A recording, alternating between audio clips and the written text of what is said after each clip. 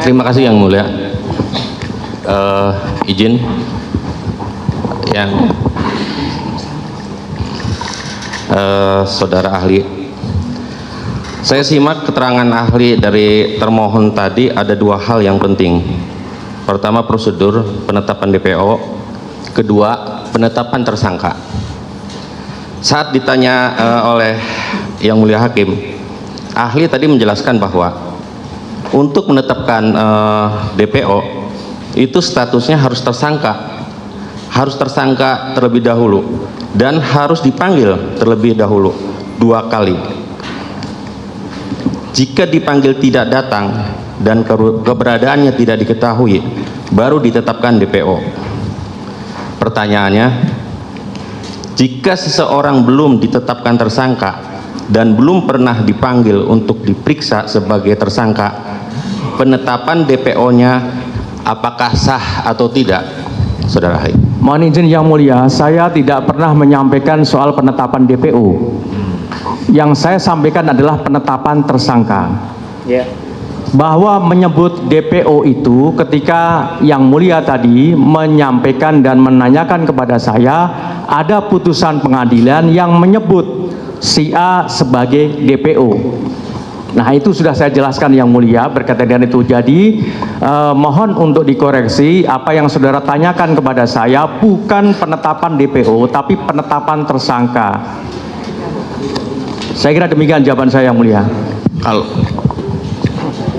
Kalau prosedur DPO, prosedur DPO-nya mohon izin, tadi sudah saya jelaskan ketika rekan saudara bertanya kepada saya. Yang baik, pertanyaan selanjutnya. Kemudian tadi ahli menjelaskan bahwa untuk menetapkan tersangka harus ada minimal 2 alat bukti.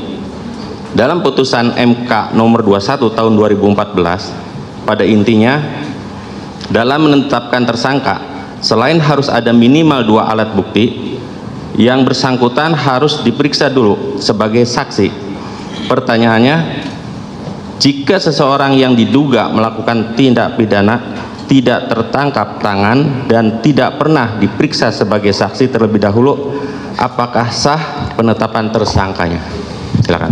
baik, mohon izin Yang Mulia, di dalam putusan MK tersebut tidak ada satu amar putusan yang menyatakan bahwa amar putusan yang menegaskan bahwa penetapan tersangka harus ada pemeriksaan calon tersangka terlebih dahulu. Bahwa di dalam putusan MK 21 2014 itu ya, objeknya adalah berkaitan dengan perluasan penetapan tersangka sebagai objek pra peradilan.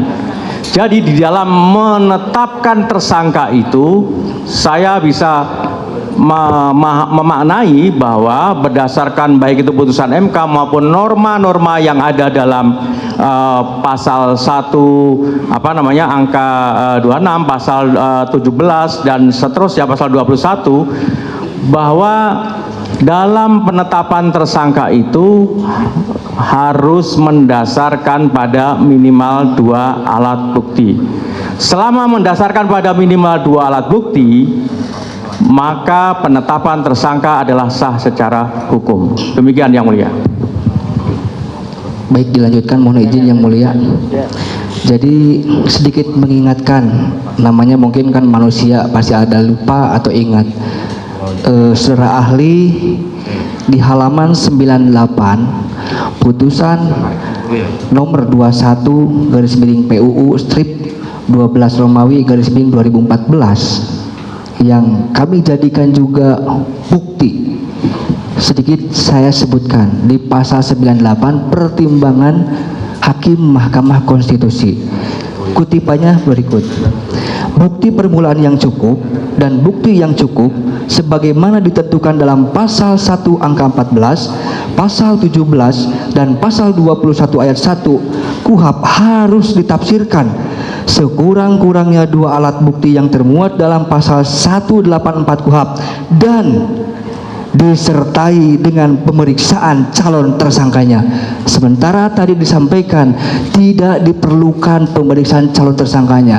Apakah keterangan tersebut dapat mengesampingkan putusan Mahkamah Konstitusi yang kita anggap sebagai sebagai landasan hukum atau undang-undang? Ini pendapat ahli apakah tetap dengan pendapat tadi atau berubah? Saya tetap yang mulia, pendapat saya demikian. Oke, itu pendapat ahli tidak bisa kita paksakan. Iya. Tidak suka atau tidak. Iya betul. Makanya kami mengingatkan dulu ada. Iya. Nggak bisa. Siap. Kalau menurut yang bersangkutan kita nggak bisa. Siap. Oke. Terima kasih. Dilanjutkan ke pertanyaan yang lain ya. Ya. Jadi disampaikan oleh ahli tadi bahwa menetapkan seseorang menjadi tersangka itu harus ada minimal 2 alat bukti. Nah, kami sampaikan berdasarkan Perkapolri nomor 6 tahun 2019 tentang penyidikan tindak pidana di pasal 25 ayat 1 menyebutkan penetapan tersangka berdasarkan paling sedikit 2 alat bukti yang didukung barang bukti. Pertanyaannya, apa bedanya alat bukti dengan barang bukti? Mohon izin yang mulia. Ya. Jadi kalau alat bukti itu kan 184 dan 1 KUHP. Barang bukti itu barang-barang atau benda yang ada kaitannya dengan satu tindak pidana. Barang buktinya bisa macam-macam. Surat barang bukti tidak, barang bukti, tapi surat bisa juga dikualifikasi sebagai alat bukti surat. Itu barang bukti. Benda-benda yang ada kaitannya, yang ada hubungannya dengan tindak pidana atau alat, itu juga barang bukti dan seterusnya. Saya kira berbeda maknanya berkaitan dengan alat bukti dan barang bukti. Demikian yang mulia. Oke. Baik, berarti apakah alat bukti tersebut harus disertai dengan barang bukti atau hanya cukup alat bukti saja? Gini, kalau dalam pelimpahan perkara cuma alat bukti aja, tiba-tiba barang buktinya tidak diketemukan, apakah bisa atau harus dicari terdahulu BB-nya? Ya, mohon izin yang mulia. Tentu kan ini teknis di administrasi kaitannya dengan penyidikan yang mulia. Itu menjadi domainnya penyidik untuk itu. Tapi dari apa yang tadi kami atau saya sampaikan di dalam forum sidang yang mulia ini adalah berkaitan dengan alat bukti yang dijadikan sebagai alat bukti sebagai dasar untuk menetapkan tersangka. Ya, alat bukti ya. Seperti itu. Baik. Kembali kami mengupas tentang barang bukti. Berdasarkan pasal 39 ayat 1 KUHP terdapat 2 jenis barang bukti. 1, benda yang berwujud yang berupa A, benda yang digunakan dalam melakukan tindak pidana atau untuk melakukannya. Jadi di dalam pasal 39 KUHP. Pertanyaannya, Ya sebentar. Dalam pra-peradilan, Ya, yang mulia. perlu nggak sih barang bukti? Tidak perlu yang mulia. Itu ya. Kalau dalam pra-peradilan tidak perlu barang bukti. Tidak perlu yang mulia. Itu nanti dalam perkara pokoknya yang mulia. Lanjut. berarti lebih ke alat bukti yang lebih diutamakan daripada barang bukti yang dipergunakan oleh seseorang dalam melakukan tindak pidana, begitu? Ya, dalam pra-peradilan menurut ahli seperti Menurut ahli begitu? ya. Tadi saya sudah sampaikan dan tegaskan berkali-kali yang mulia, kan persoalan inti dalam pra-peradilan ini adalah berkaitan dengan penetapan tersangka. Kalau berkaitan dengan soal penetapan tersangka, maka apa yang dijadikan dasar yaitu alat bukti. Demikian yang mulia. Ya, seperti itu ahli. Yang lain, pertanyaan yang lain. Satu lagi yang mulia, dalam penetapan DPO yang telah diputus dalam putusan pengadilan yang telah berkekuatan hukum tetap memiliki ciri-ciri yang sudah dijelaskan dalam putusan. Pertanyaannya, boleh atau tidak dirubah ciri-ciri tersebut dalam penetapan DPO pihak kepolisian, padahal ciri-ciri tersebut sudah ada dalam putusan pengadilan? Mohon izin yang mulia, tadi kan sudah saya jelaskan bahwa penyebutan adresat itu dijadikan sebagai petunjuk bagi penyidik. Tugas penyidik adalah menindaklanjuti petunjuk tersebut yang ada dalam putusan pengadilan. Mohon izin ahli, pertanyaan kami itu boleh atau tidak ciri-ciri DPO yang termuat di dalam putusan dirubah oleh penyidik tidak sesuai dengan ciri-ciri yang ada dalam putusan, boleh atau tidak? Bisa menjawab ahli? Saya tidak menjawab berkaitan dengan hal itu, Yang Mulia. Oke, tidak apa-apa. Baik, terima kasih, cukup Yang Mulia. Mohon izin Yang Mulia.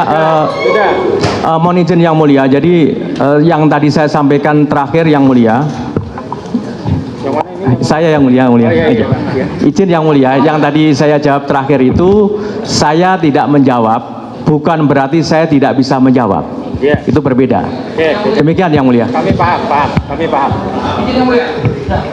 Mohon izin Yang Mulia, dalam putusan yang kami ajukan tiga terpidana tidak ada ciri-ciri yang dituliskan sebagaimana putusan. Enggak, kita nanti itu aja di kesimpulan, enggak kita untuk perdebatan ini. Ya, silakan nanti saya mau ada lagi. Ya, terima kasih Yang Mulia.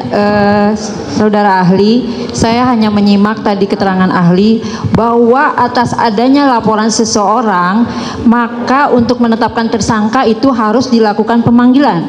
Apabila itu tidak dilakukan, bagaimana menurut pendapat ahli?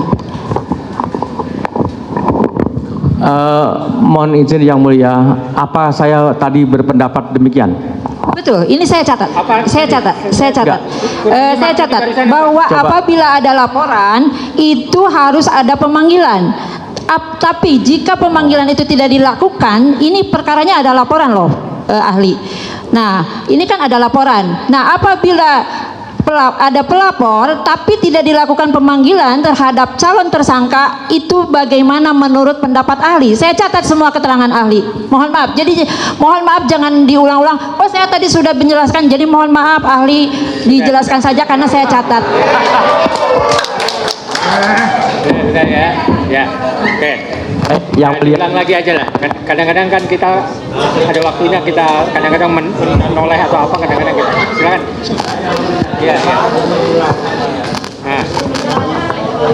Ini. Baik Yang Mulia, jadi yang ingin saya sampaikan bahwa tadi ketika saya ditanya, kan dalam satu proses hukum terhadap adanya satu peristiwa pidana. Jangan berisiknya, ini suaranya feedback. Lanjutkan ahli, silakan. Mangga, silakan. Baik, terima kasih Yang Mulia. Jadi yang ingin saya sampaikan Yang Mulia, ketika ada satu proses peristiwa pidana atau tindak pidana, tadi saya mulai dari bahwa tindak pidananya itu bisa saja didahului dengan adanya satu laporan atau tidak didahului dengan laporan.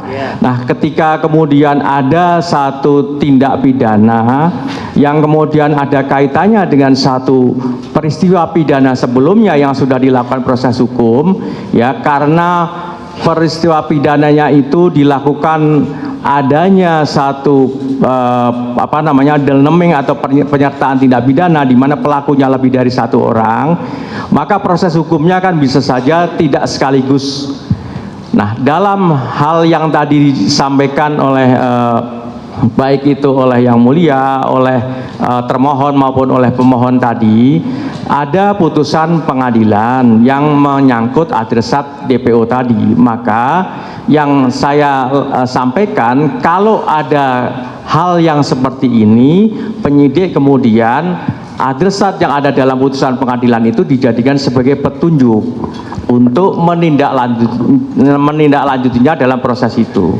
Nah, pemanggilannya ya tergantung dari penyidik. Penyidik mau memanggil siapa saja, apakah mau memanggil saksi atau memanggil pihak ahli dan seterusnya, kan tergantung dari kewenangan penyidik. Karena penyidik tentu mempunyai satu pertimbangan tersendiri. Saya tidak tahu penyidik, kan begitu. Yang paling penting tugas utama penyidik itu adalah mencari, menemukan alat buktinya itu tadi. Demikian Yang Mulia jawaban saya. Yang ingin saya tanyakan, sah tidak penetapan tersangkanya seperti itu ahli? Kalau tidak ada pemanggilan atas dasar adanya laporan. Baik, mohon izin Yang Mulia, tadi sudah saya sampaikan bahwa penetapan tersangka berdasarkan apa yang ada di dalam KUHP dan juga putusan MK itu selama mendasarkan pada minimal 2 alat bukti, maka penetapan tersangkanya adalah sah.